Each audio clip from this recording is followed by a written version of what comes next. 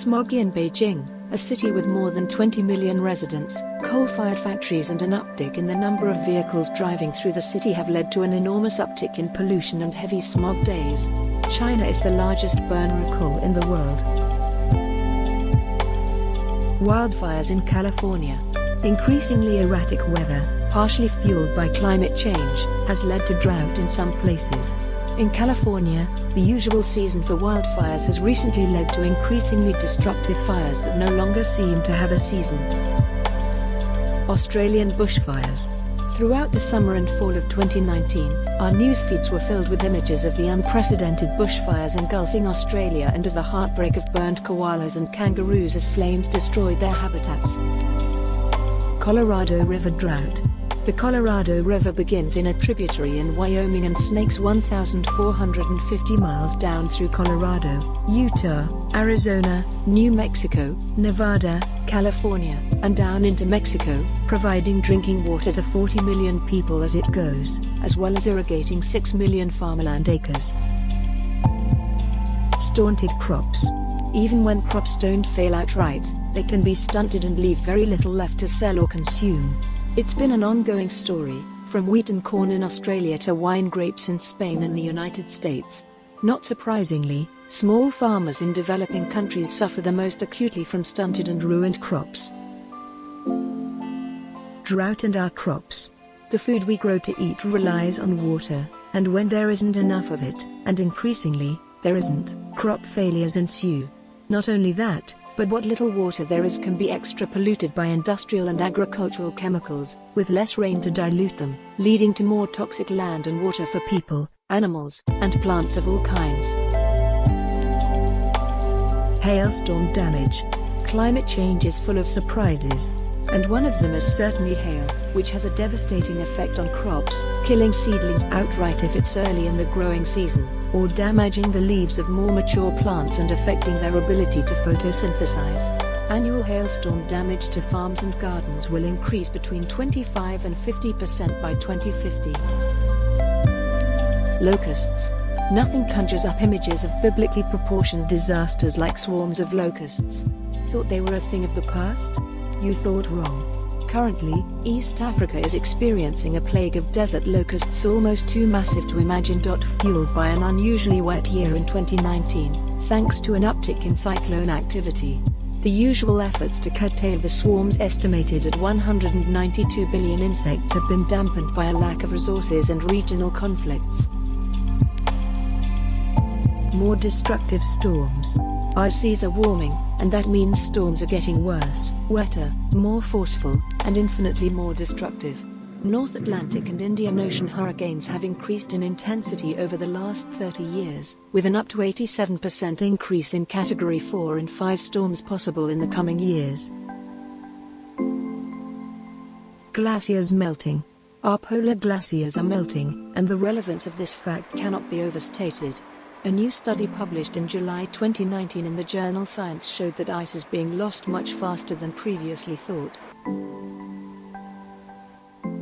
Starving polar bears. One much reported result of the loss of Arctic ice has been the loss, too, of hunting grounds for the animals that live there, like polar bears. Without ice, polar bears are unable to adequately hunt the seals that make up the majority of their diet. That means they're having to eat things they normally wouldn't. Penguins in trouble. This is in fact an adorable photo of penguins, Adelie penguins in Antarctica, to be precise, hopping off an iceberg. There was still considerable reason for alarm. That's because, like polar bears and so many cold climate-dependent species, Adelie penguins are acutely feeling the effects of warming weather, loss of ice, increases in rain, and decreases in food sources. Plastic everywhere. The Center for Biological Diversity calls plastic accumulating in our oceans and on our beaches a global crisis, and this image of a seal wrapped in a plastic fishing net is but a small example. Plastic has turned up in the bellies of beached whales, it's been seen being consumed by shorebirds, and it is on track to outweigh the fish that live in our oceans by 2050.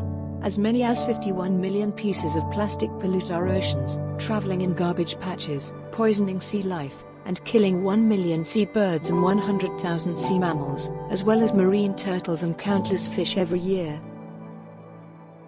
Hottest temperatures on record. June 2019 was the hottest June on record, according to NOAA, but the hottest temperatures ever recorded on our planet happened just a couple of years earlier, and they were scorches, as well as indicators of the kind of unbearable swelter that lies in store for us in some regions. Floods in major cities.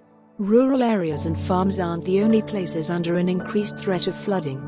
Coastal cities are also increasingly at risk, not just from the intense rainfall in certain areas but thanks to sea level rise, a significant threat due to melting glaciers. Miami has seen a 5.9-inch rise in sea levels since 1996, and it is on track to get much worse. Deforestation.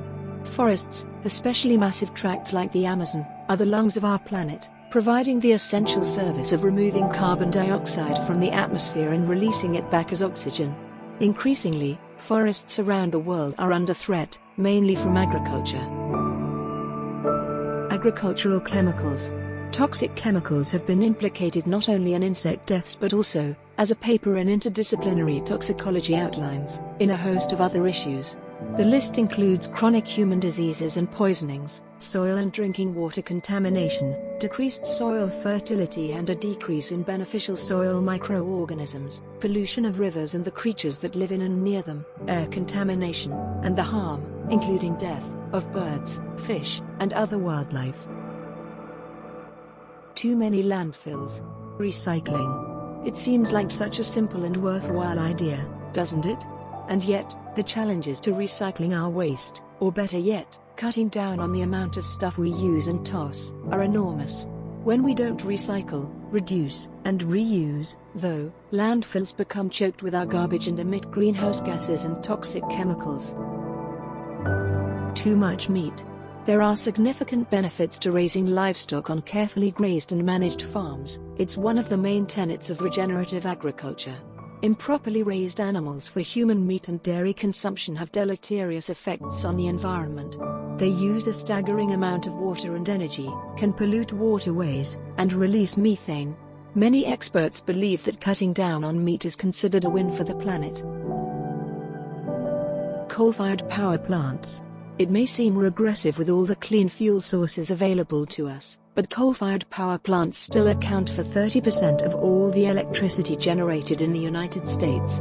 Coal massively contributes to climate change. When burned, it turns into carbon dioxide, pollutes our waters, and can cause or exacerbate diseases, from asthma to cancer. That's all, thanks for watching. If this photo's touched you, don't forget to like this video, share, and consider subscribing for more content like this.